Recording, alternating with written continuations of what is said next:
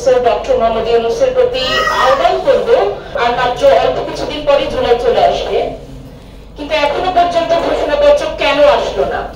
এখনো পর্যন্ত কেন সবকিছু চুপচাপ? খুব বড় কোনো প্রোগ্রাম কিন্তু জুলাই ঘোষণাপত্র নিয়ে এখনো পর্যন্ত আসছে না। জুলাই ঘোষণাপত্র আসলে আমাদের কেন দরকার? এটা দিয়ে কি হবে আসলে, বা এটা হওয়ার পরে কি হবে? জুলাই ঘোষণাপত্র অনেকে বলছে যে এই জন্য দরকার যে আমরা যারা যুদ্ধ করেছি, একেবারে 24-এর যুদ্ধ বলি আমি, জুলাই যুদ্ধ, সেই জুলাই যোদ্ধাদের নিরাপত্তার জন্য এই ঘোষণাপত্র দরকার।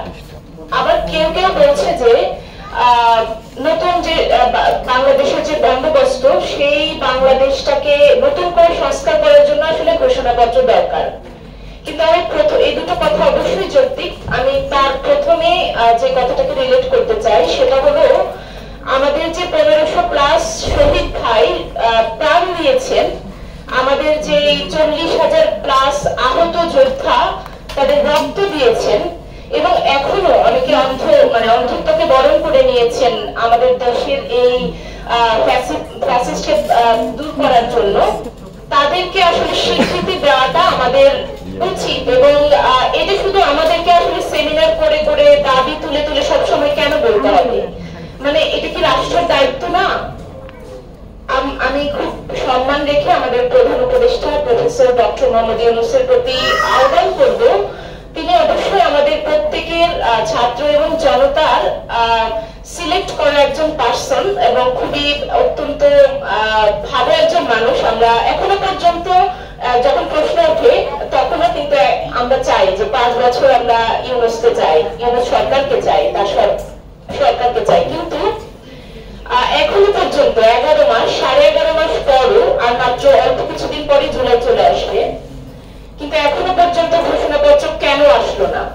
এখনো পর্যন্ত কেন সবকিছু চুপচাপ?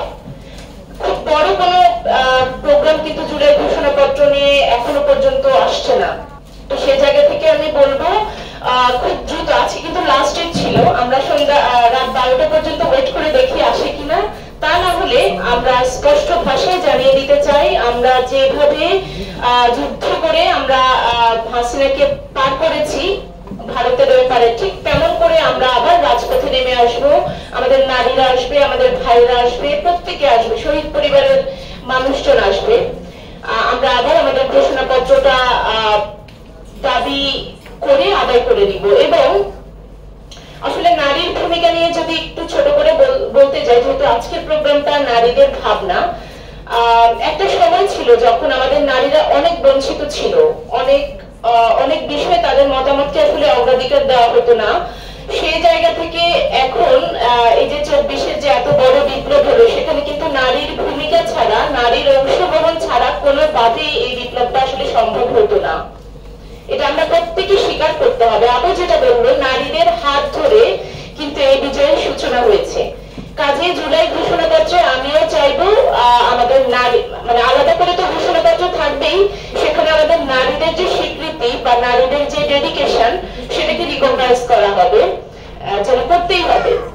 তা না হলে 50-20 বছর বা 30 বছর পরে আমাদের নারীরা কিন্তু হারিয়ে যাবে। এই জুলাই কন্যারা, এই লক্ষ্মী কন্যারা কিন্তু হারিয়ে যাবে, আপনারা আর খুঁজে পাবেন না। অলরেডি সামাজিক যোগাযোগ মাধ্যমে এবং বট বাহিনীর অত্যাচারে জর্জরিত হয়ে আমাদের অনেক মেয়েরা, সাহসী মেয়েরা কিন্তু ঘরে ঢুকে দরজা বন্ধ করে দিয়েছে।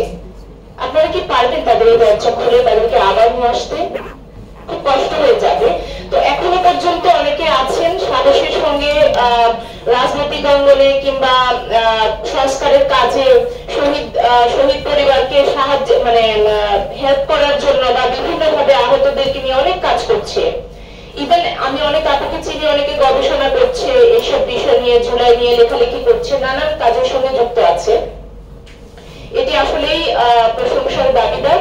আর আমাদের নারীদের, আবারও বলবো, আমাদের নারীদের অংশগ্রহণ ছাড়া এই জুলাই বিপ্লব কখনোই সম্ভব হতো না। শুধু জুলাই বিপ্লব না, আগে যে বিপ্লবগুলো হয়েছে সেখানেও নারীর অংশগ্রহণ ছিল খুব ধারালো এবং খুব সুন্দরভাবে। যাই হোক, এখানে আরো অনেকে আছেন, অনেক জ্ঞানী আপুরা আছেন, নিশ্চয় তারাও কথা বলবেন। কাজে আমি আমার কথা খুব সংক্ষেপ করে বলবো যে আমাদের নারীদেরকে তাদের বেশি কিছু দেওয়ার দরকার নেই, আমাদেরকে আমাদের জাস্ট যেটুকু আমরা করেছি আমরা তার স্বীকৃতি চাই, এবং আমরা সবাই মিলে খুব সুন্দরভাবে একটা নতুন বাংলাদেশ বিনির্মাণ করতে সক্ষম হব। এবং আমাদের এই জুলাই কন্যাদেরকে নিয়ে মালা গাঁথার মাধ্যমে আমরা একটি সুন্দর নতুন বাংলাদেশ উপহার পাবো।